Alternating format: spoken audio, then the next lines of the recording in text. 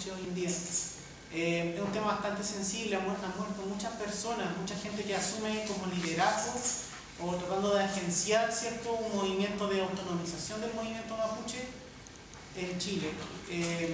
Aún así, en Santiago de Chile, que es la capital, ¿cierto?, de Chile, el movimiento mapuche ha cobrado bastante fuerza, porque ya no solamente está esta visión estereotipada del mapuche que, ¿cierto?, que vive en una ruca, que es una casa con los materiales que ellos utilizaban, como la gente lo asocia como a primitivos.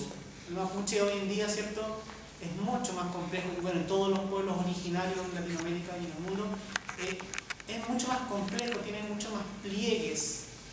Ya no podríamos hablar de una identidad fija, entonces hay mapuches hoy en día que no tienen apellido mapuche, porque no tenemos cara de mapuche, y desde ahí me interesa como desarrollar mi escritura, como un lugar también político y como un acto también de colonización.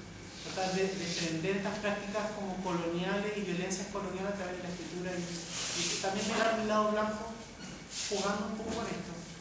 Sí, yo te quería preguntar si la comunidad mapuche en Chile tiene algún tipo de diálogo con el gobierno para que sea reconocida, sí, para que se le reconozcan sus derechos como comunidad propia, etcétera, etcétera. Ajá. Bueno, en el Estado chileno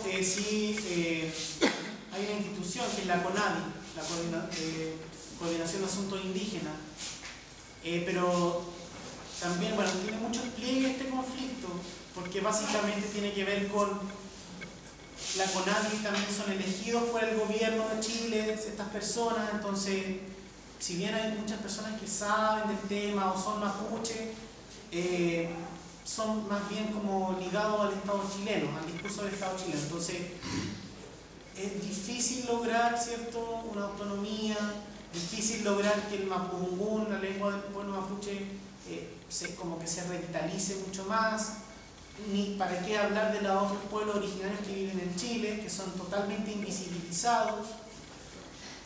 Por ejemplo, el pueblo Rapa Nui de Isla de Pascua. Los Rapa Nui tienen su propia identidad, ellos no se creen chilenos. En el sur, más al sur de Chile, la Patagonia, son patagones, tienen otra cultura, son más próximos, por ejemplo, como al pueblo patagón argentino. Ellos son una sola nación. Fueron exterminados también allá todos los Selknam, los Onas, los Yamanas, un montón de pueblos originarios que en el siglo XIX se mataron. Se colonizó todo con europeos, el sur de Chile. En Argentina también un poco se me da la situación, un genocidio. Sí. En Chile todavía está más como resistiendo, pero es complejo. No es tan como creemos. Tengo entendido que también hay mapuches en Argentina. Sí, lo hay. Y que originalmente las Malvinas habían sido colonizadas por los mapuches en tiempos muy antiguos. Sí, bueno, el pueblo mapuche, y por eso hago el vínculo con el pueblo ñañú que decía Guillermo ayer. El pueblo ñañú allá en Hidalgo, al norte del DF en México, también es un pueblo que, bueno, son los blancos, los colonos le decían otomíes, pero ellos son ñañú, y ellos también son un pueblo que ha resistido hasta el día de hoy. El pueblo mapuche en su contexto sur es una situación muy similar, todavía sigue resistiendo. En Argentina hubo un genocidio que se mató a gran parte, toda la población mapuche, y se trasplantó, ¿cierto?, este pueblo más colono. En Chile, bueno, el proceso fue un poco distinto porque en la frontera entre Río Itata y el Tolten, en la octava región, se estableció como la frontera. Entonces, después hubo un proceso de pacificación de la Araucanía, en donde el Estado chileno intervino y se apropió de estos territorios. Que no fue tan pacífico, ¿cierto? La historia de Chile lo cuenta como la pacificación, el diálogo, pero en realidad no es así. Hasta el día de hoy la presidenta Michelle Bachelet, que es una presidenta de democracia, socialista, en su gobierno hacia donde más mapuches se han matado, en democracia. Entonces, es interesante, es complejo, es delicado, pero sí es importante establecer estos puntos de conversación, estos nudos, le digo yo. No sé si respondí su pregunta, soy un poco disperso. Sí, me interesó mucho tu poesía, realmente me gustó, pero hay algo como que me sorprendió, que hablas de renegar de una parte, es decir, de la no mapuche. No, reniego de mi parte blanca. Por eso, renegás de... ¿Por qué? Porque no pensás que por ahí esta postura, todo este análisis que vos hacés, tiene que ver justamente, no sé si es mestizaje, llamar, pero esa mezcla es mucho más enriquecedora. Sí, bueno, dentro de las cosas que estoy escribiendo, yo hablo del champurria. Yo tengo una condición champurria. ¿Qué quiere decir en mapudungún eso? Mezcla. Pero prefiero denominarlo en mapudungún y no en español, porque me parece que es posicionarme desde otro lado. Es lo mismo, pero no es lo mismo. ¿Se entiende? ¿Sí? Porque yo puedo decir yo soy mezcla, pero al decir mezcla estoy hablando en español. Estoy entendiéndolo desde un paradigma distinto. Desde la perspectiva del conquistador. Ajá, entonces por eso yo soy champurria, mezcla. Soy guariache, soy guardia, ciudad, che, persona. Soy una persona urbana, mapuche urbano. Yo no nací en una comunidad indígena, yo nací en la ciudad. Y ya me establezco para el mapuche. Es súper importante su conexión con la tierra. Él nace en un lugar, muere en un lugar. Yo nací en un lugar, he vivido en muchos lugares. Nací en la ciudad, estudié en la universidad, sigo estudiando. Entonces, al final, yo también dentro de la cosmovisión tradicional mapuche, estoy contaminado, estoy enfermo. Estoy enfermo, claro que sí. Pero también lo asumo como figura. Es muy interesante lo que decís, porque vos fíjate que la misma denominación común pueblos originarios está dada desde la lengua y de la perspectiva del conquistador. Los mapuches, los incas, los mayas, los aztecas no se llamaban a sí mismos pueblos originarios. No. Ellos tenían sus propios nombres. Desgraciadamente no sabemos cómo los mayas se llamaban a sí mismos. Pero por ejemplo en el norte del Chaco, en nuestra Argentina, hay una comunidad Huon que el español lo denomina Tobas, pero ellos se denominan a sí mismos Huon. Y ahora están en conflicto con el gobierno argentino porque no se les reconoce su territorio y la identidad propia de su comunidad, ¿no? Es decir, es importante rescatar el nombre autóctono que cada pueblo se llamaba a sí mismo. Sí, por eso es interesante tu postura. Plantear preguntas, porque en el fondo yo firmo con este nombre blanco, Jaime Araya, soy indetectable. ¿No? Si alguien me ve, jamás va a decir el mapuche o el indio, esas violencias, porque muchos de los niños que son mapuche en la ciudad son discriminados. De hecho, yo no tengo el apellido indígena, que es Catrileo, porque cuando el papá de mi mamá llegó a la ciudad, fue tal la discriminación y la violencia que ellos se cambiaron el nombre. Entonces también por eso yo asumo que en mi familia nunca se habló del tema, siempre fue tabú. Yo siempre tuve una pulsión acerca de esto, porque los mapuches soñamos, tenemos otra episteme. Por ejemplo, yo tenía muchos sueños, otras formas de acceder a los conocimientos. Por ejemplo, aprendí a tejer, a telar solo. Después, preguntando, y muchos años, descubrí que, claro, dentro de mi familia había una de como mi bisabuela era tejedora mapuche, pero los hombres no tejen telar, en mi casa nadie tejía, pero yo siempre soñaba con una mujer que me enseñaba a tejer. Yo ahora tejo telar. Entonces, a través del tejido, también, ¿cierto? La escritura como texto me interesa agenciarlo. Ahora estoy en proceso, tomé una decisión y es que me voy a cambiar el nombre. Por eso este poema inicial, mi papá no sabe, mi papá se fue al norte, nos abandonó.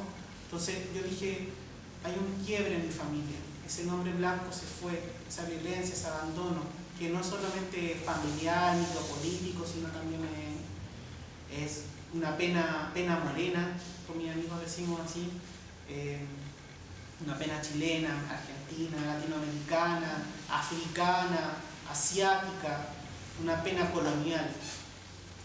No estoy en contra de los blancos, yo también soy blanco, pero utilizo de forma estratégica, como diría Gayatri Chakraborty Spivak, esta tipa postcolonial, utilizarlo estratégicamente para generar una tensión, un debate.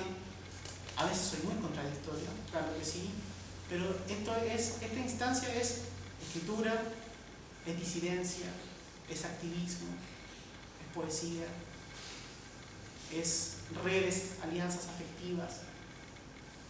¿Se entiende? Filosofía también, es ensayo, es todo.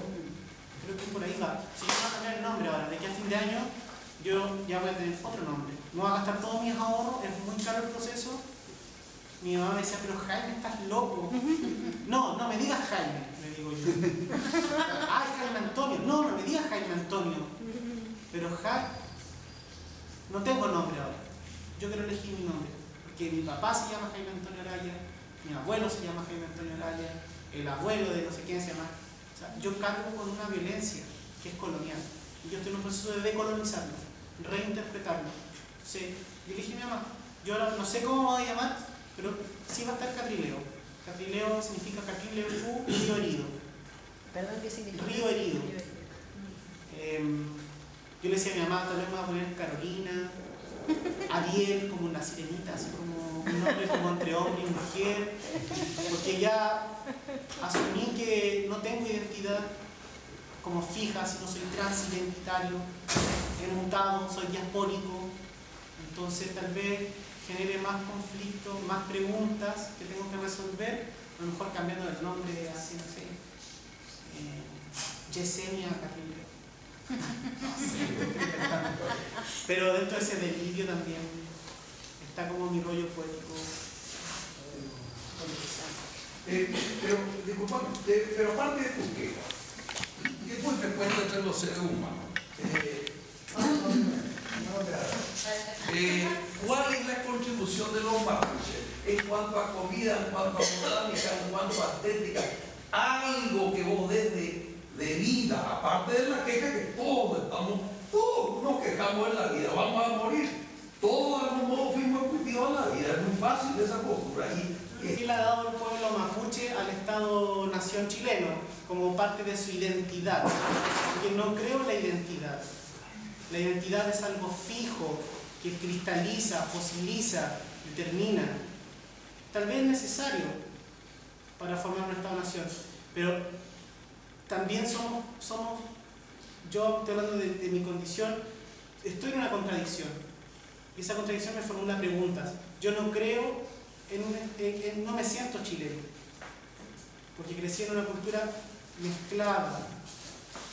Después entendí que cosas que comía yo en mi casa no era la comida chilena, era comida mapuche. Los catutos, que la sopaipilla de otra manera, el mudai, que es una bebida, en mi casa siempre estuvo. Entonces yo, claro, cuando chico yo decía, esto es la comida que come toda la gente chilena. Después me di cuenta que no, pero como en mi casa no se hablaba, no se decía que era mapuche, era la comida. Yo creo que la verdad no pretendo dar lástima. No creo que sea fácil vivir con rabia. La rabia, yo tampoco lo llamo rabia, yo creo que es una actitud crítica, es una sospecha. Más fácil es comprar, estar tranquilo, leer, no sé. Yo creo que yo asumo que hay un problema, y este problema es que no tengo claro lo que es Chile, porque Chile es un discurso, como todo Estado-nación moderno, ¿cierto? Da una figura masculina, grande, hegemónica, ¿cierto? De que esto es el discurso. Yo soy un punto de fuga de ese discurso todo el rato. ¿Sí? Obviamente puedo entender que a ti te genere como tensiones, porque también estamos como vibrando en frecuencias distintas y en epistemes distintas tal vez. Sí, que vos recién decías que después de la palabra identidad, porque la identidad fija o que cristaliza, pero de todas formas, digamos, identidad como identificación, es decir, todo pueblo tiene una lengua que le es propia, tiene una cosmogonía que le es propia, y eso lo identifica y lo distingue de otros pueblos, y eso no es malo, eso es muy bueno. No. Eso es como, digamos, como que tienen un grupo cero y el grupo A, B, bisagres, y es algo distintivo y identificatorio. No hay que verlo como algo que se cristaliza, porque las lenguas también son vivas y las lenguas mudan y las lenguas se transforman, es decir, no todo es cristalización dentro de la identidad de un pueblo. Y la lengua mapuche es una lengua muy rica, así que esa es la respuesta que se puede dar cuando se pregunta qué aportó el mapuche. El mapuche ha aportado muchísimo. Y hay una poesía mapuche de muy alto lirismo que también es un gran aporte del pueblo mapuche. Sí, por ejemplo, los chilenos siempre hablan del pololo, la polola. Sí. Esta es mi polola, este es mi pololo. Pololo, polola viene de pololeo, que significa en mapudungún la mosca que rodea la manzana. Sí. En esta identidad chilena, ¿cierto? Hay un montón de palabras, de tradiciones. La manta chilena del guaso chileno que baila cueca está tejida con... Eso es una manta que, claro, tiene una gramática, ¿cierto?, distinta al macún, que es como la manta mapuche, pero es la misma tela. Porque las que tejían en la colonia las mantas eran mestizas o indígenas, que le hacían la manta a estos patrones de fondo. Entonces, no sé si se entiende lo que quiero decir. ¿Sí? Es más complejo, yo no me quiero arriesgar a decir la identidad, porque no. Yo creo en el devenir.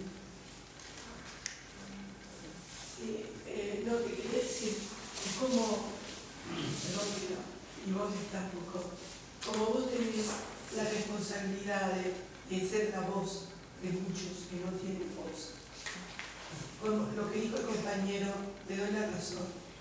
Vos tenés la obligación de enaltecer los valores mapuche y darlos a conocer, porque no todo el mundo los conoce.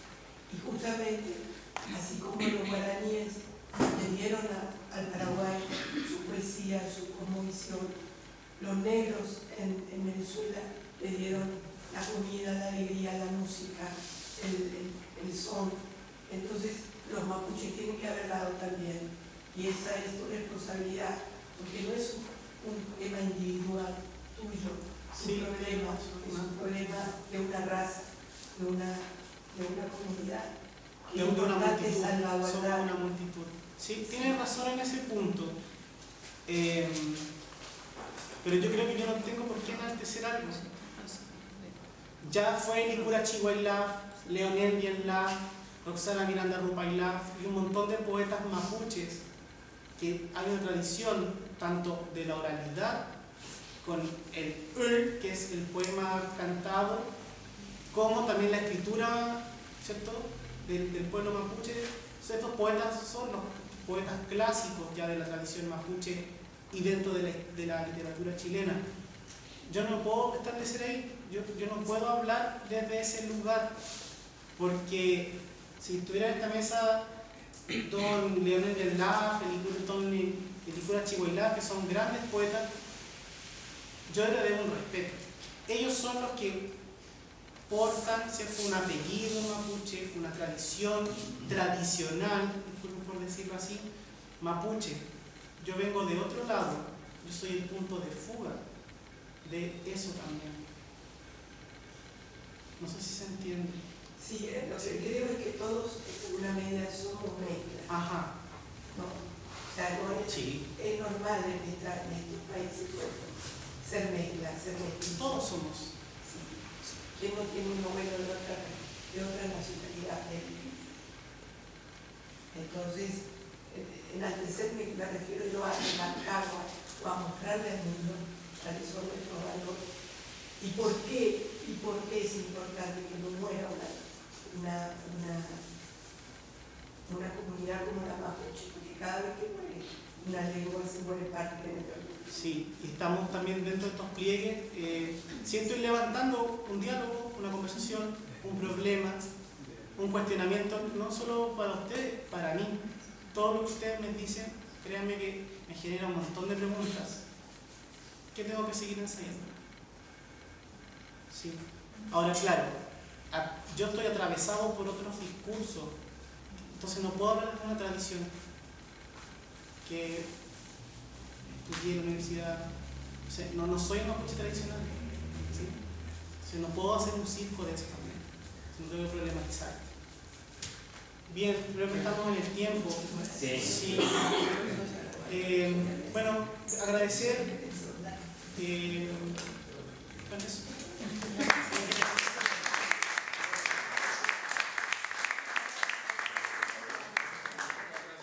No, de nada. Vamos a invitar al director de escritores, de la Sociedad de Escritores. ¿Sí? ¿Ahora? Sí, ahora.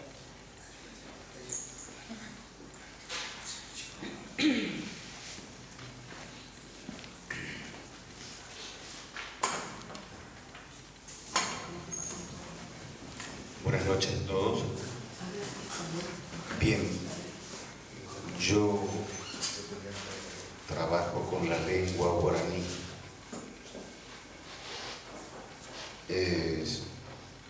Hago poesía, he intentado hacer algunas recopilaciones de cuentos populares y he escrito algunos cuentos, también tengo un libro narrativo.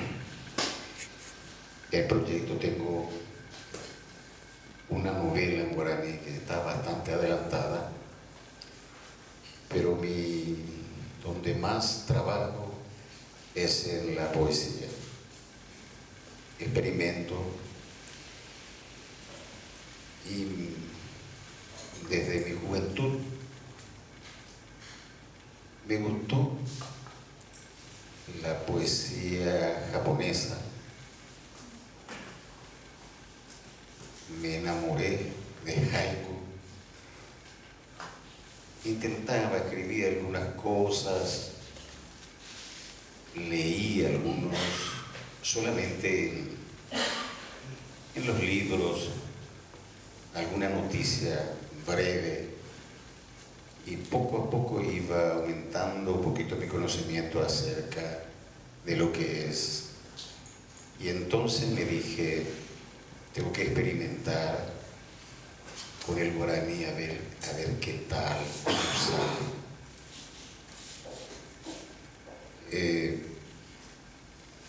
Me gusta porque es una pildorita, es breve, dice tantas cosas en breves palabras. Y bueno, quiero que escuchen un poquito algunos.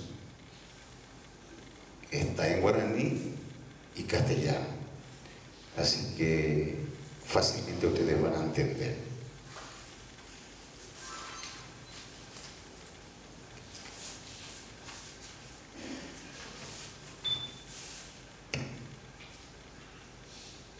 Derezajovu ojesape serape puentuente llave.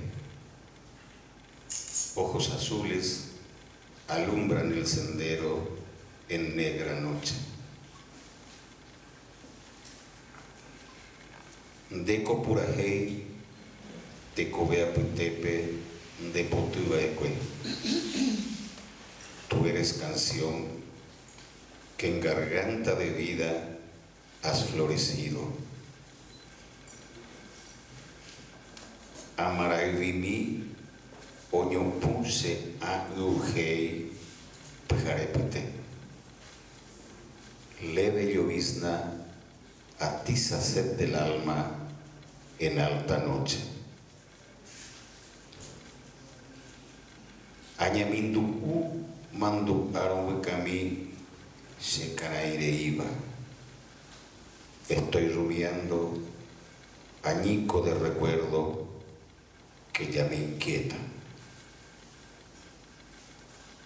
Pejatetripe, pejarepocuetepe, rojarorei. Ansiosamente, en noche que no acaba, esperé en vano. Que era Sibaí, sé que era Mumbai, Apo, a Esarejo. La pesadilla,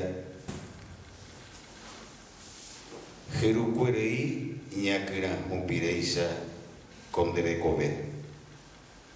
Solo vacío, carcajo de cigarra, tu vida hueca. Rojesagabú, Kunugumiejeca, Setarobaite. Te extraño tanto, busco caricia eterna, desesperado. Y uno último, Kokubiari de Isaitea de Juba, de Teyeboí, sobre esta tierra, como a ti te venero, nuevamente tú. Muchas gracias por escucharme. Creo que hay otra cosa.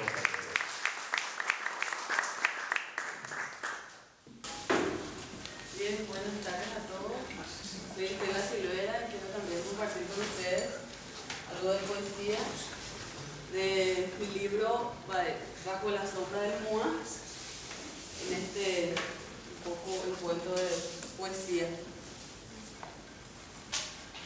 Para no alargarse demasiado, voy a compartir con ustedes dos.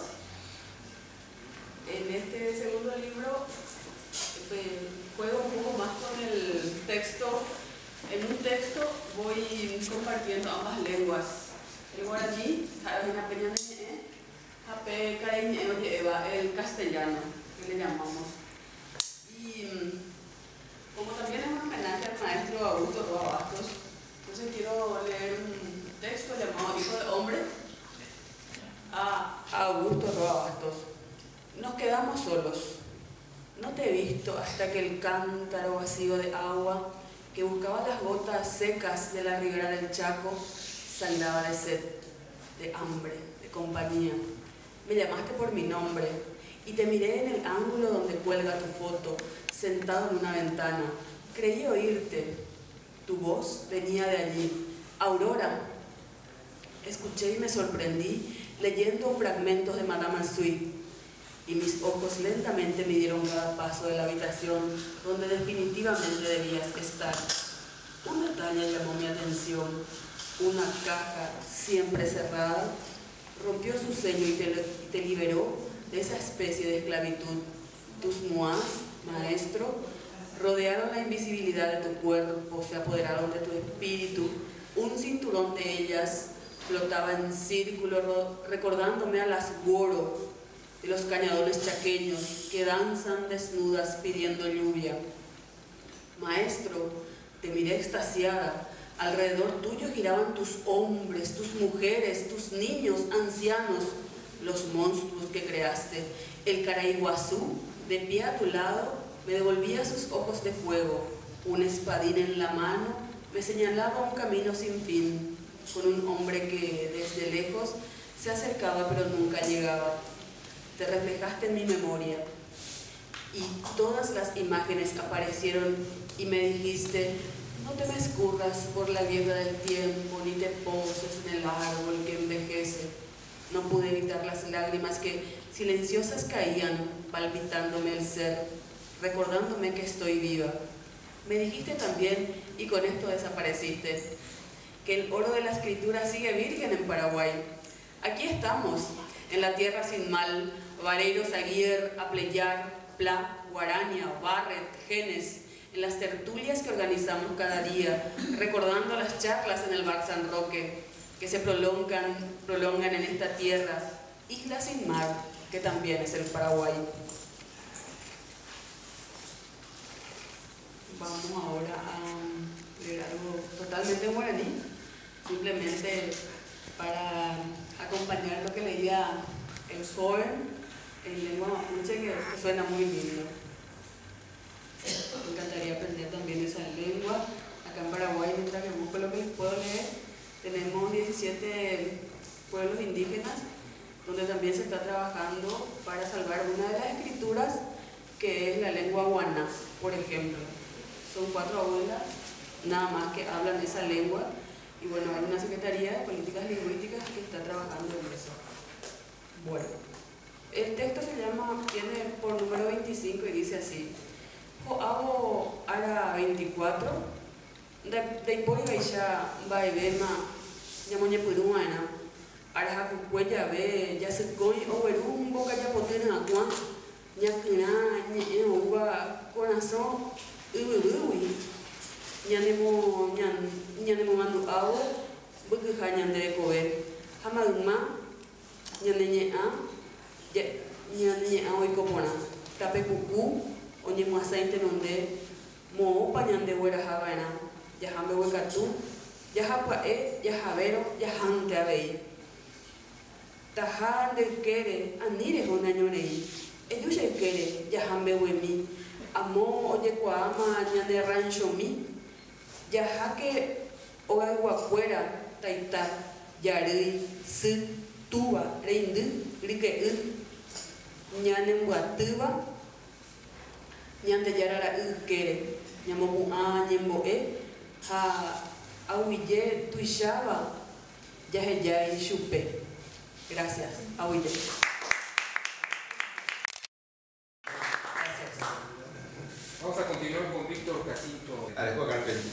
al dominicano Juan Bosch, a los chilenos Jorge Donoso y Jorge Edward. Donoso prometió ocuparse de un dictador boliviano. Su mujer, María Pilar, nació en esa penthouse de la América. Al fracasar el proyecto, 3 de los escritores mencionados decidieron seguir adelante y concluir sus propias novelas. Carpentier, El recurso del método, García Márquez, El otoño del patriarca y Roa Basto, George Supremo. Carpentier inventó un personaje compuesto por el dictador venezolano Guzmán Blanco y el presidente guatemalteco Manuel Estrada Cabrera, recreando la figura del déspota ilustrado que prefería pasar la mayor parte de su tiempo oyendo ópera en París, pero que regresaría a su terruño como un rayo a aplastar levantamientos militares sin que por ello perderse un compás del Rigoletto. El primer mandatario de Carpentier termina su vida en un apartamento en la Rive Droite que ha recatado de orquídeas, hamacas, palmeras y monos. El patriarca García Márquez suma características del venezolano Gómez, el boliviano Peñaranda, el dominicano Rafael Trujillo y especialmente los dictadores ibéricos contemporáneos Francisco Franco y Antonio Oliveira Salazar. Ambos tardaron tanto en morirse que sus muertes parecían más largas que sus propias vidas. Eran después de todo inmortales. Augusto Roa Basto tiene las manos llenas con una sola vida.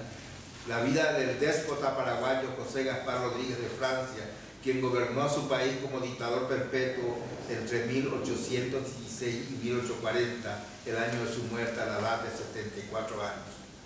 Cita de Carlos Fuentes. Como ya lo anotaba Carlos Fuentes, no todos los comprometidos escribieron una obra sobre los dictadores de América Latina. Al contrario de García Márquez Carpentier, Roa Basto no hace una historia del dictador, sino una sinfonía sobre el poder absoluto. George Supremo, publicado por primera vez en 1974, festejamos hace 2 años sus primeros 40 años de haberse publicado. Vamos a ver cómo podemos analizar las 3 novelas nombradas. Pasemos a señalar, aunque sea someramente, la coincidencia y discordancia entre estas 3 obras. El otoño del patriarca y el recurso del método ubican a sus personajes en las primeras décadas del siglo XX, en tanto que George Supremo transcurre en la primera mitad del siglo XIX. Pero no solo se diferencian cuando a la época del transcurrir de la novela, sino en el tipo de dictador. Tanto las novelas de García Márquez de Carpentier novelan justamente la existencia de los dictadores tradicionales de las últimas décadas del siglo XIX y las primeras del siglo XX. En cambio, Roa Basto se centra en un personaje de la primera mitad del siglo XIX, cuando la lucha por la independencia todavía era parte de la agenda política de nuestros países. Inclusive, cuando todavía nuestras sociedades no se habían constituido en verdaderos estados como expresión de la articulación de una sociedad constituida. Los dictadores historiados en el otoño del patriarca y el recurso del método impromen su poder en naciones constituidas, en que ya no existían territorios regionales que todavía no aceptaran el poder del Estado único, guerreando entre ellos. En la historia del patriarca, este se impone a una sociedad muy débil, sin capacidad para derrocar al dictador, a tal punto que el hombre se convierte en eterno, en un personaje que atraviesa el tiempo y se muere solo en su propia soledad. Un hombre absolutamente ignorante, uno de esos inventados generales de un ejército formado con las levas forzosas de campesinos de las regiones donde un caudillo tenía hegemonía de poder. Un levantamiento de caudillos unidos por el afán de derrocar a gobiernos oligárquicos que querían convertir nuestra nación en pueblos civilizados capaces de adecuar al comercio del imperio de turno.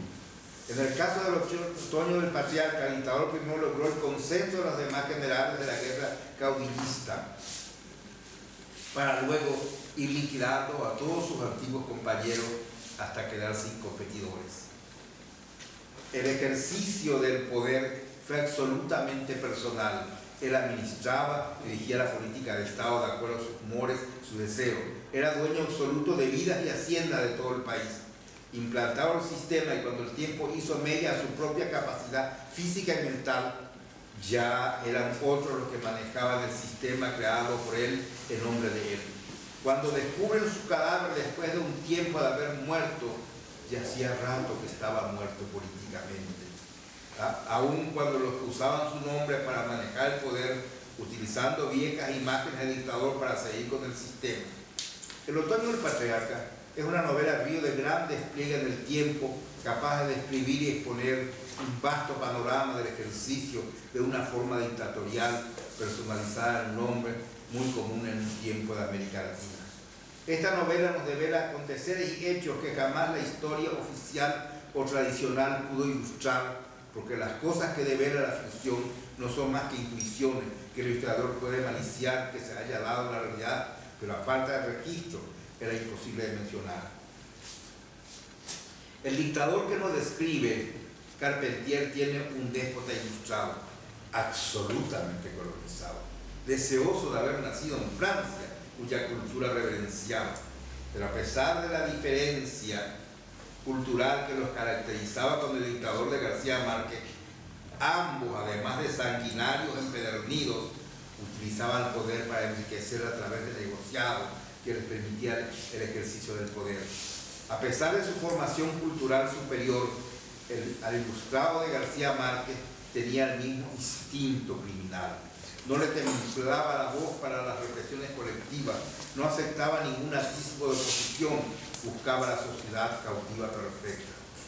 Sin embargo, ambos tuvieron amos que los doblegaban y le imponían sus propios deseos, en la mayoría de las veces contradiciendo sus propios deseos y órdenes.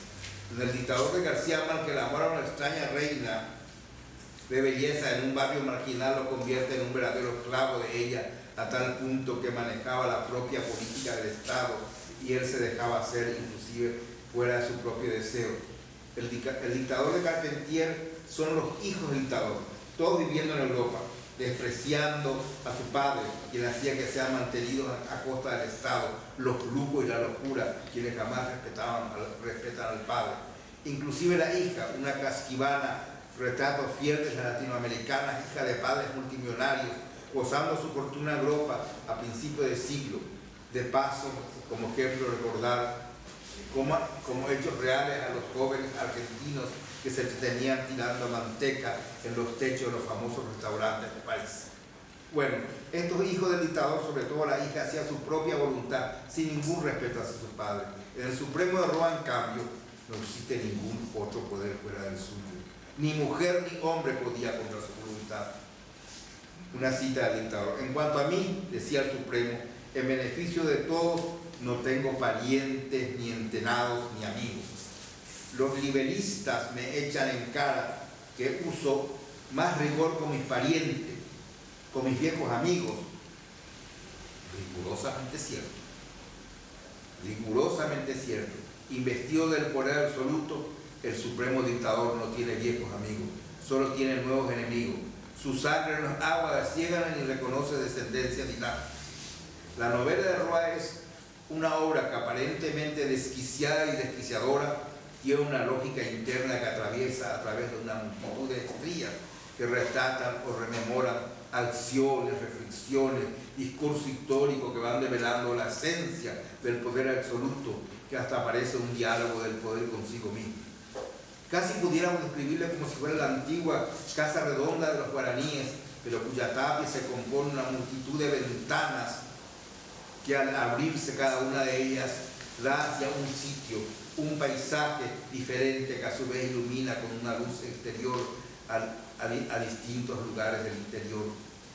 Tomaremos para nuestro análisis unos pocos puntos de la multitud de elementos que hacen al discurso de la novela y su consecuencia en la revelación del mismo discurso, lo que se esconde detrás. En primer lugar, comencemos viendo tal como se manifiesta el supremo poder en Yo el Supremo de Roa. Comienza la novela con un mensaje pegado en la puerta de la catedral donde supuestamente el dictador dice: yo, el supremo dictador de la República, ordeno que al acaecer mi muerte, mi cadáver sea decapitado, la cabeza puesta en una pica por 3 días en la plaza de la República, donde se convocará al pueblo al son de las campanas echadas a vuelo. Todos mis servidores civiles y militares sufrirán pena de horca. Sus cadáveres serán enterrados en pocheros de extramuros, sin cruz ni marca que memore sus nombres. Al término de dicho plazo, mando que mis restos sean quemados y las cenizas arrojadas al río. Este texto, que da inicio a la trama de la novela, de por sí es una apertura total al escenario del poder absoluto. No solo ordena el presente, en que suscribe el documento, sino ordena el futuro, no solo suyo, sino toda la, quisiera decir, después de yo y nosotros los funcionarios, la nada. Este texto, que de hecho es un panfleto, fue hallado en la madrugada del día relatado, colocado con un chinche en la puerta de la catedral, que el dictador ordena que se investigue hasta encontrar al culpable de tamaña osadía, pero sin embargo, dentro del propio texto, todo parece indicar, aun cuando no lo explique y cita nunca, que el propio dictador es el autor de dicho panfleto. El dictador le dice a su bien de hecho: dime, no los canso. Pregunto, ¿no es largo? Bueno, dime, ¿la letra del pasquín no es la mía? Sordo chasquido de la lupa cayendo sobre el papel, trompa de agua levantándose de la palangana. Imposible, excelencia. Ni con la locura de mi juicio podría pensar semejante cosa de nuestro Caraíguazú, nuestro gran señor traductor del guaraní. Hay que pensar siempre en todo, secretario y secretante. De lo imposible sale lo posible. Fíjate ahí, abajo, bajo la marca de agua, el florón de las iniciales. No son las mías, son suyas, señor, tiene razón. El papel, las iniciales percuradas también. ¿Ves? Alguien entonces mete la mano en las propias arcas del tesoro, donde tengo guardado el taco exfoliador, papel reservado a las comunicaciones privadas con personalidades extranjeras que no uso desde hace más de 20 años. Acorde, pero la letra, ¿qué me dice la letra? Parece la suya, excelencia, pero no es la suya propiamente. ¿En qué te basas para firmarlo? La tinta es distinta, señor, está perfectamente copiada la letra nomás. El espíritu es de otro. A más excelencia, nadie que no sea enemigo declarado va a amenazar la muerte al supremo gobierno y sus servidores. Me has convencido solo a medias, Patiño.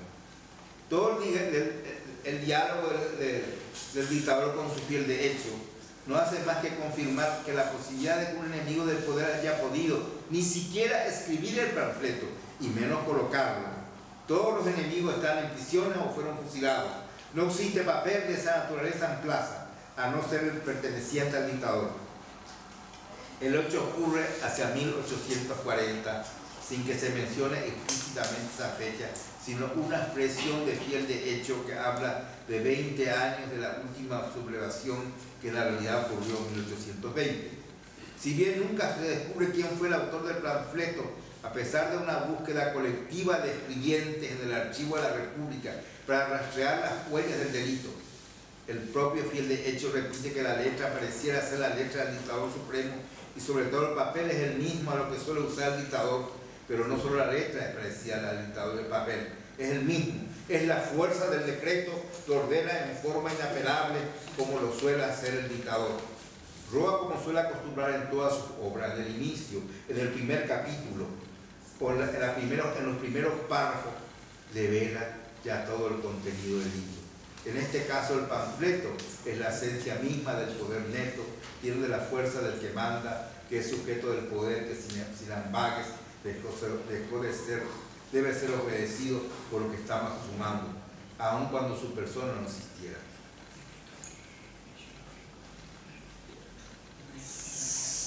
Si les cansa, yo voy a la conclusión. Escritores venían pero está muy interesante. Yo creo que esto se debería No, me preocupa el tiempo. La dualidad entre el yo personal y su alter ego, el supremo. Normalmente en la novela hay dos personajes que uno nunca... La gran diferencia entre las otras novelas de dictadores y Yo el Supremo radica justamente en que los otros dictadores ejercen la dictadura como personas. Las novelas son las biografías de ficción, aun cuando describen la realidad caótica con sus vericuetos que develan a la historia, todas las zonas sombreadas que la ciencia de la historia no la puede velar. La obra de Roa no es una novela biográfica del dictador, sino del fenómeno de la dictadura como sistema. Vamos a hacer un tiempo, porque si no, no nos va a alcanzar para todos los escritores que vienen, bueno, vienen de Perú también. Y yo creo que este ensayo, porque es un ensayo de lo que nos trajo el vicepresidente de la comisión, merece ser publicado. Yo creo que lo voy a subir a internet. Me interesa mucho que se difunda, ¿sí? Y después de que termine, que nos haga favor de terminar un fragmento, pasamos con Bernal, que viene de Perú, y otra persona que después del break. Voy a leer un párrafo, las conclusiones. En las tres obras que hemos visto, a pesar de sus diferencias, tienen la capacidad de recrear una realidad que va más allá de las posibilidades de la historia oficial o académica. Recupera la memoria totalizadora del mundo. Se adentra en los meandros de la vida cotidiana, revela el comportamiento de la gente del pueblo y los propios sostenedores del poder. La fábula adquiere timbre de verdad, sin necesidad de justificarse, a pesar que los autores han recogido y han leído todo lo que se ha producido sobre esos dictadores y sin embargo son capaces de negar, contradecir el dato oficial para devolvernos una realidad más cercana a la verdad que la propia interpretación que las fuentes nos proporcionan. En fin, creemos que la posición de querer enfrentar la historia a la narrativa histórica es una falacia.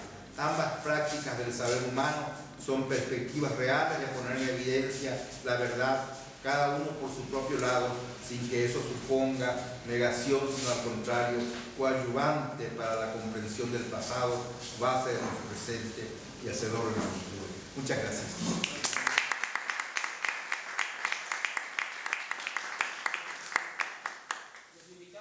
¿Qué podía responder un indígena del color de la tierra, el color de la Pachamama, frente a semejante revelación? ¿Cuántas veces los campesinos, pensando encontrar apoyo y consuelo en el cura, pedían su protección para luego ser timados por el representante de Dios, que aprovechando su analfabetismo en idioma español, les hacía firmar supuestas peticiones de justicia, que en realidad eran verdaderas entregas de sus posesiones comunales, porque los curas también se comportaban como verdaderos gamonales. Además de arrebatar las tierras a los campesinos indígenas, practicaban el pongaje y abusaban de las indígenas, llenándose de sobrinos. ¿Cuántas veces sucedió que el hacendado robaba a humildes pastores parte de sus ovejas o llamas y las hacía marcar de inmediato? Y cuando el pastor encontraba su rebaño, pensaba que podía regresarlo a su casa y terminaba siendo acusado de abijeo y enviado a una cárcel en la que era mejor morir pronto que sufrir un largo encierro. ¿Cómo podía obtener justicia un indígena? Cuenta en 1958 el abogado cusqueño doctor Nicanor Dueñas, si de pronto era detenido y acusado de contumaz por no haberse presentado a un tribunal, y la prueba de su fechoría era que no había leído la citación publicada en un periódico en que aparecía su nombre, que el infeliz acusado no sabía leer, porque ese papel entintado que aparecía en los kioscos era una cosa sumamente extraña para él. La vida no valía nada para un indígena. Hubo un momento en que a raíz del auge de las exportaciones del café, té y cacao, que crecen en la ceja de selva amazónica ubicada al norte del Cusco, los hacendados deciden colonizar esos extensos territorios con la misma mentalidad de los españoles del siglo XVI, sin considerar que esos territorios a colonizar estaban habitados por indígenas machiguencas, en este caso, que en cuanto vieron al hombre blanco, sinónimo de muerte, simplemente se hundieron más en la Amazonía. En las tierras colonizadas, los gamonales organizaron el trabajo en pongaje, una palabra que designa un sistema de explotación de trabajo que incluye sin excepción a toda la familia, como era el caso de la hacienda Huiro, que tenía decenas de niños entre 4 y 9 años trabajando en la limpieza de las hojas de té. Pero la colonización de estas zonas de ceja de selva no fue fácil. Pronto los campesinos morían atacados por la malaria, la terciana o el paludismo, y muchos indígenas se negaban a ir a la colonización. Algunos se rebelaban a residir en esas zonas y se escapaban, pero el hacendado tenía sus agentes para recapturar al prófugo. Había una recompensa para ello. Y devolverlo al trabajo en la plantación selvática.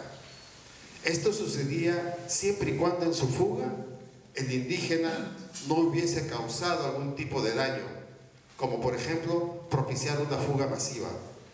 En ese caso, hay testimonios que revelan que los rebeldes eran embarcados, maniatados en canoas que eran dejadas a libre albedrío y que en cualquier momento, al volcarse, hundían a los indígenas en aguas de las que no saldrían jamás, ni como cadáver, pues muchas veces sus cuerpos eran devorados por las pirañas.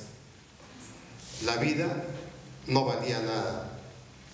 Se cuenta que sabiéndose que la quinina era buena para combatir el paludismo y la malaria, los indígenas daban lo que sea por una pastilla y muchas veces solo recibían placebos, completamente inútiles. Y si finalmente lograban la oportunidad de regresar para atenderse en un hospital para indígenas, era mejor morir, porque allí literalmente no había absolutamente nada, ni una medicina para la fiebre o el dolor o la diarrea, como lo describe el doctor Jorge Cornejo Buroncle, quien a partir de los años 30 fue secretario de la prefectura del Cusco. ¿Por qué los indios tenían menos valor que una bestia? Porque a los caballos, a las reses o a las llamas se las compraba. Tenían un valor nominal, se les cuidaba y protegía. Tenían un veterinario que vele por su salud. Al indio simplemente se le capturaba desde recién nacido, cuando ya se sabía que sería esclavo del trabajo bajo las órdenes del gamonal. Para hacerle notar al indio que no era nadie, sino una propiedad más que su amo, muchos de esos gamonales practicaban la carimba. La carimba consistía en marcar las nalgas de los indios con un hierro candente, de la misma forma que se marca una res. En Guanoquite, Cusco, a comienzos de los años 40, un niño quedó impactado por una escena de carimba. Apretó los puños mientras contemplaba la escena y en esos puños encerró su rebeldía contra esa larga historia plagada de abusos, jurando que algún día no volvería a suceder nunca más. Años después, al grito de tierra o muerte, ese niño convertido en adulto, llamado Hugo Blanco, lideró junto a otros valientes indígenas, campesinos, la más grande rebelión de lucha por la tierra que se llevara a cabo en el Perú desde los tiempos de Túpac Amaru II. Al llegar a este punto de la historia, cuando era inevitable describir al Cusco, los apus, esos seres míticos que pueblan los Andes y que habitan en las entrañas de las montañas, que lo ven todo y encuentran la forma de enviar su mensaje, empujaron esta historia a un encuentro con el pasado. Porque esos indígenas, maltratados desde la invasión europea iniciada en 1492, fueron habitantes de una civilización que desarrolló un pensamiento social colectivista y gracias a su organización comunal, el Ayllu, fueron capaces de llevar a cabo muchas obras de infraestructura que hoy admiramos. Por ejemplo, Machu Picchu, Choquequirao o el Capac Ñam, los caminos del Inca, o Caral, que recientemente algunos estudiosos concluyen que en esa área se constituyó lo que ellos califican la sociedad de la felicidad, porque era una sociedad sin clases. Pero más admirable aún fue cómo supieron entenderse con las montañas, creando el sistema de andenes, hoy abandonados, pero que entonces permitieron el bienestar general, porque supieron derrotar el hambre a través de su colectivismo, que es finalmente su mensaje de igualdad social para el futuro. Desafortunadamente, en una lucha de macanas de piedra contra espadas de acero, de piedras lanzadas con honda frente a cañones sumamente mortíferos, de mendacidad a raudales como credo de guerra contra un sistema militar cuyo objetivo no era el exterminio, sino el armisticio, la derrota fue una fatalidad para el mundo andino, que durante siglos vivió esperando recuperar su esencia humana, una victoria que ellos piensan con generosidad, porque supone la igualdad tanto para los explotadores como para los explotados. En 1958, entre conversaciones clandestinas, surgió la idea de formar un sindicato. Enterado el patrón, Alfredo Romanville la emprende contra Andrés González, un indígena campesino, dejándolo inválido de por vida de una de sus piernas a causa de muchos golpes. Y además lo hace meter preso por 2 años. Da la coincidencia que un joven universitario que venía de la Argentina, pero que había nacido en el Cusco, se encontraba en la misma jaula donde asesinaban los campesinos junto con González. Allí Hugo Blanco, este personaje, cambia el rumbo de su vida y se interna a trabajar como un campesino más, un allegado de González en la tierra de Romanville. Dotado de formación política, Blanco despertará la rebeldía y en corto plazo decenas de sindicatos se formaron para unidos vencer contra los gamonales. Primero, negándose a trabajar sin pago alguno. Luego, exigiendo la recuperación de sus tierras. Deciden poner fin a las demandas legales y poner la justicia de los pueblos por encima de la justicia ciega de los patrones. El grito de tierra o muerte suena estrendosamente por toda la provincia de la Convención y de pronto por todo el Perú. Y desde tierras muy lejanas empiezan a llegar al Cusco indígenas preguntando por el señor sindicato que se decía que daba tierra y libertad.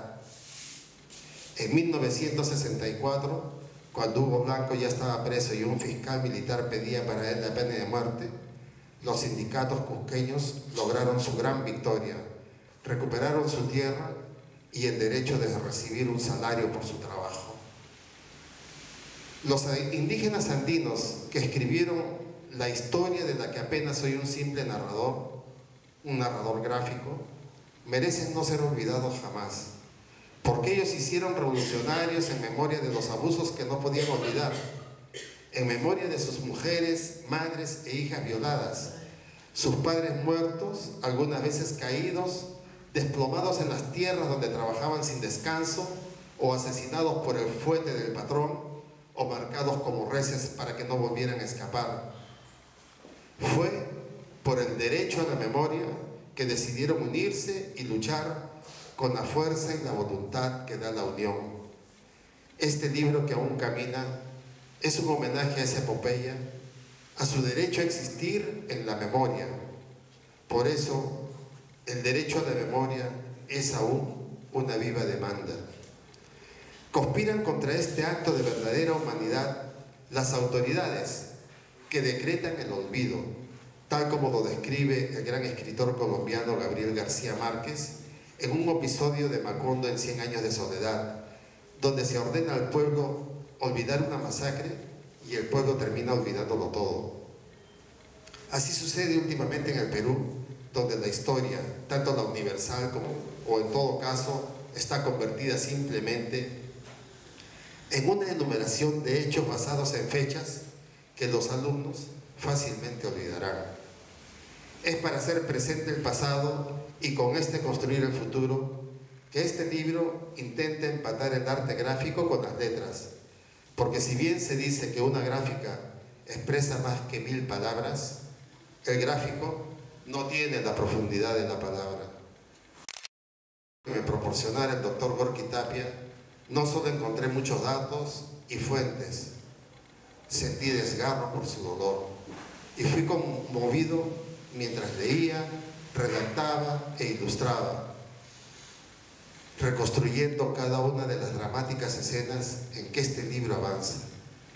Pero aunque pareciera que el infierno arderá a perpetuidad inflamado por un Dios perverso y vengativo, el mensaje de esta historia será construir con distintos ladrillos una nueva Babel para alcanzar el cielo, donde todos hablen el mismo idioma de igualdad, libertad y fraternidad. Porque a pesar de que al final de esta historia no se fue feliz de todo, lo que el viento no llevó de esta epopeya fue la capacidad enorme de volver a una lucha de la que sus mismos protagonistas fueron los más severos críticos. Al final del aún inédito libro del doctor Gorky Tapia, dos bravos apóstoles indígenas andinos, Héctor Loaiza y Justo Hualpa, se despiden. Esto sucede en 1964. Es como una escena bíblica de cuando los discípulos del Redentor reciben la sentencia de ir por el mundo. En este adiós, un diálogo revela la humildad y la grandeza de su epopeya. Héctor Loaiza dice: parece que hemos cometido muchos errores en el trabajo campesino. Nos ha faltado más energía para neutralizar a los traidores. El trabajo en las provincias altas lo hemos debido reforzar más. La prisión y la muerte de Arcadio, un dirigente campesino desaparecido misteriosamente, fue un golpe terrible para las luchas en las provincias altas. En Urubamba estuvimos flojos. Está interesante.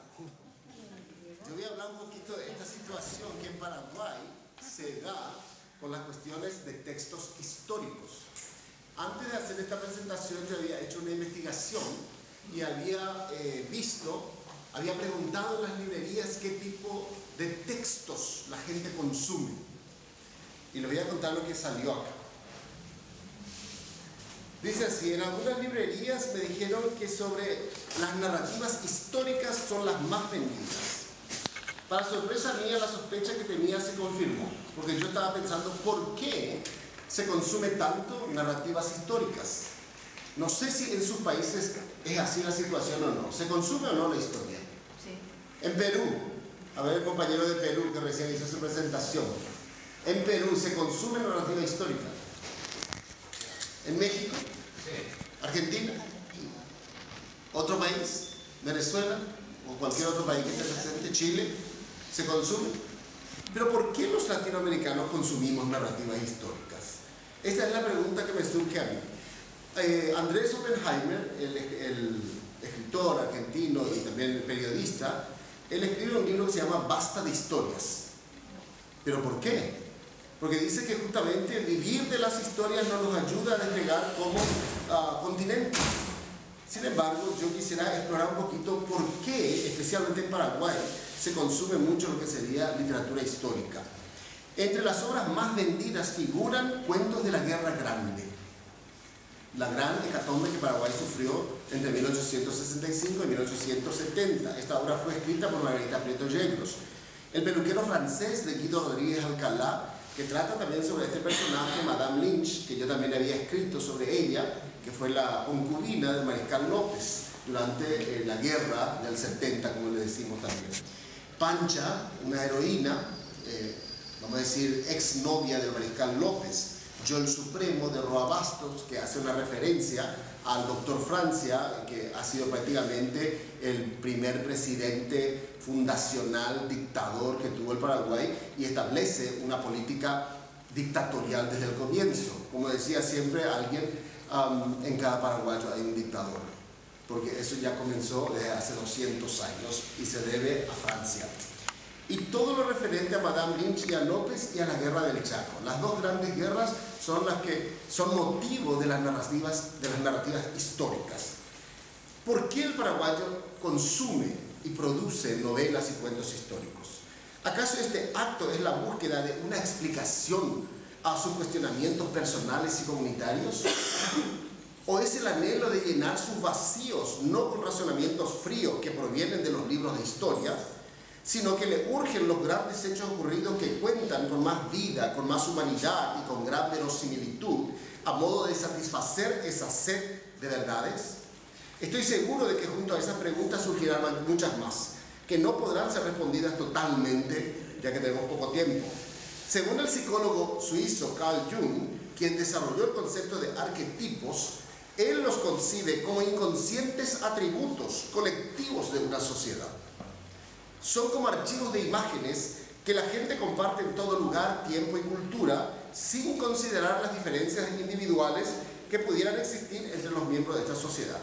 Y está dentro del imaginario colectivo paraguayo la Guerra Grande, porque ha sido un holocausto en que casi 1 millón de paraguayos fueron masacrados y quedaron 200.000 personas más o menos. Entonces todo esto está todavía, surge en las canciones, surge en los poemas, surge también en la narrativa, surge en la dramática, entonces está allí. Pero podemos tomarnos nosotros de Carl Jung y decir que se debe justamente a ese archivo de imágenes que la sociedad sigue de alguna manera teniendo.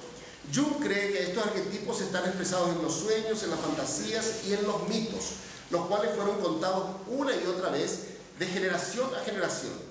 Y en ese proceso sufrieron transformaciones en las que se perdieron muchos detalles y en algunos casos hasta el propósito con que se crearon los sueños, las fantasías y los méritos florecientes de una determinada cultura.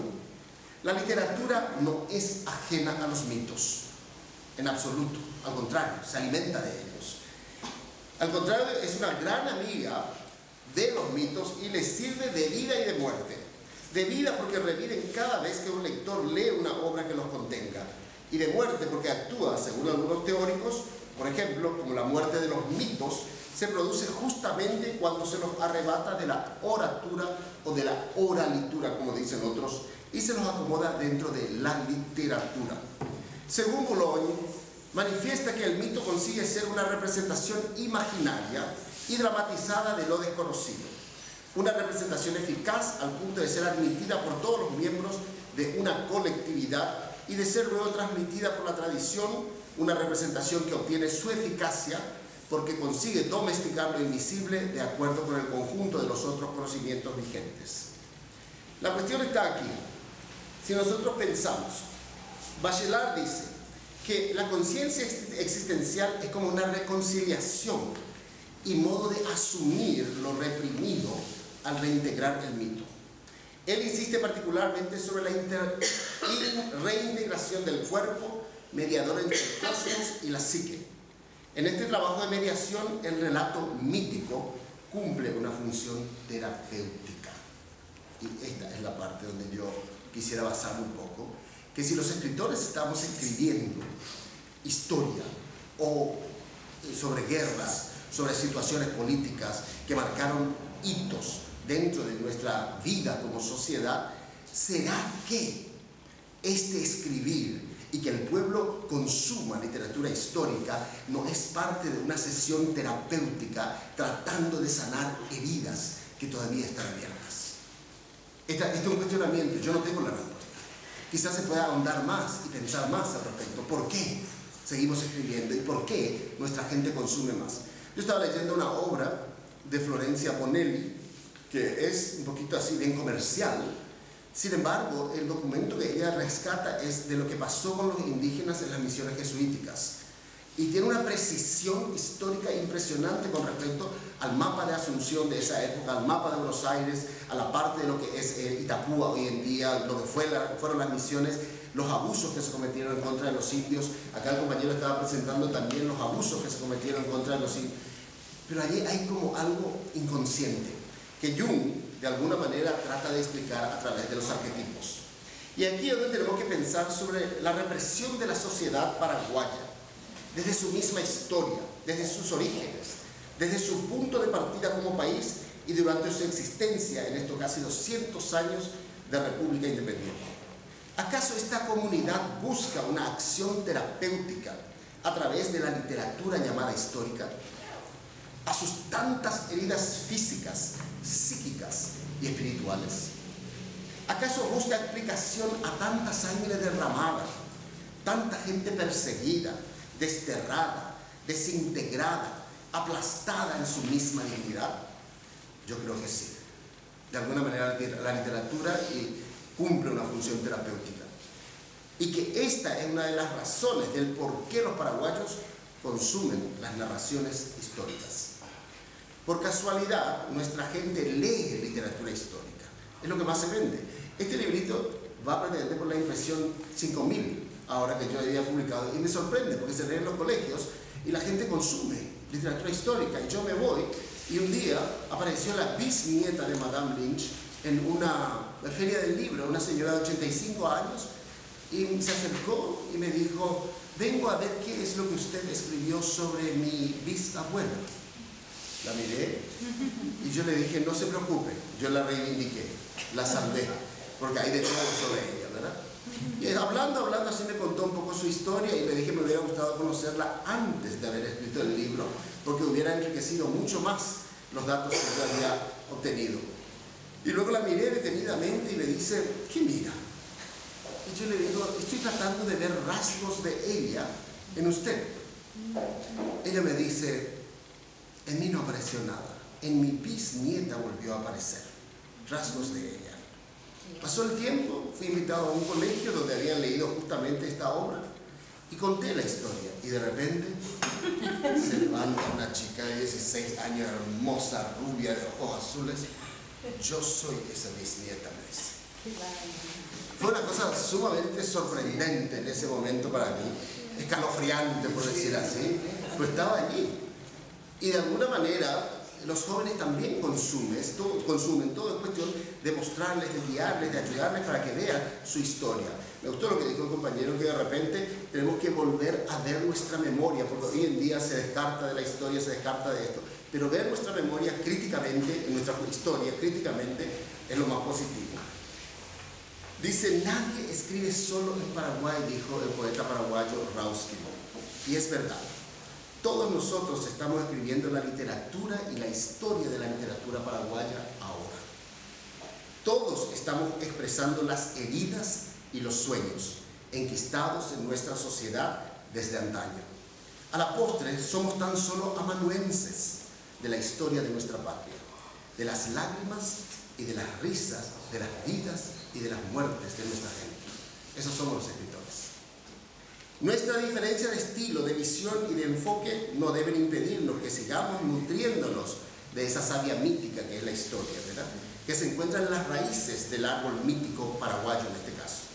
Después de todo, nuestras obras son las polícromas flores y hojas de la literatura paraguaya.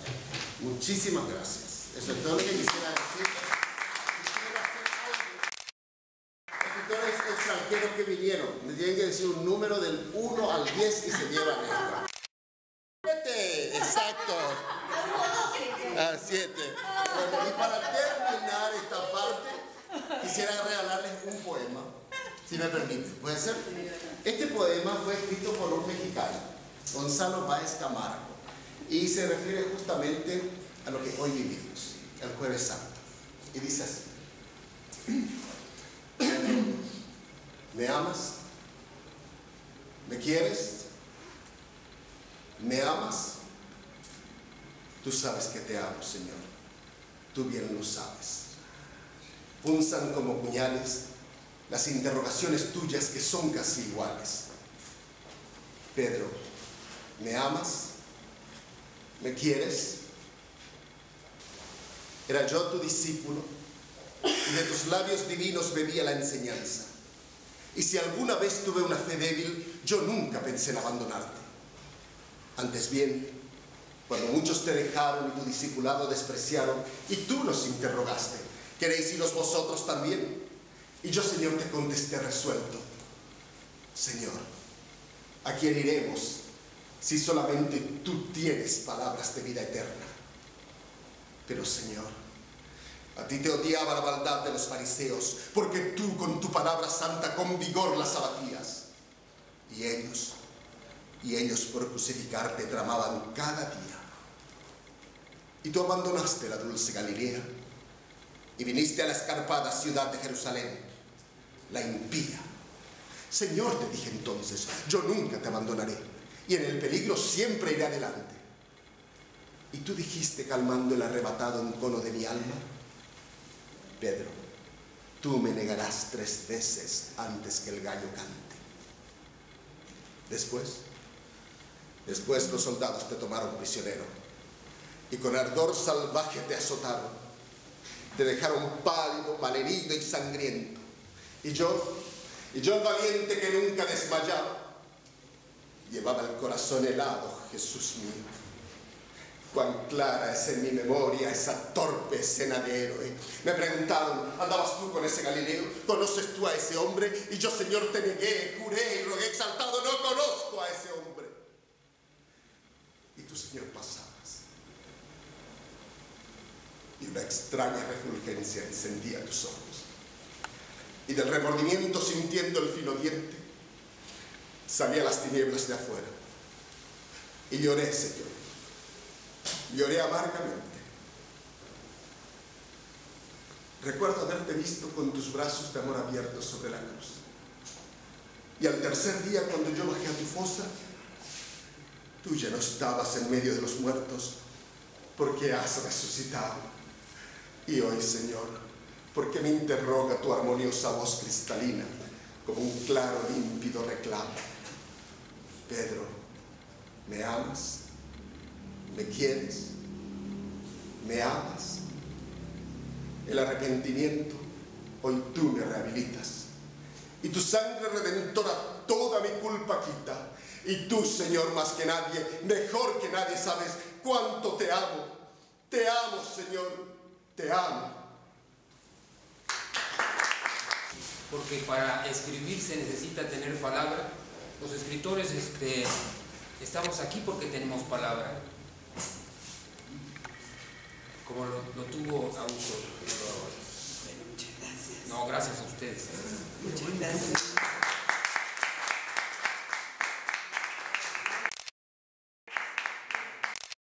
Ustedes pasen aquí que el libro de Roa les parezca interesante para ustedes. Porque si yo lo reparo, entonces, por favor, quisiera que pasaran antes de irse y llevaran el libro de recuerdo. Muchas gracias.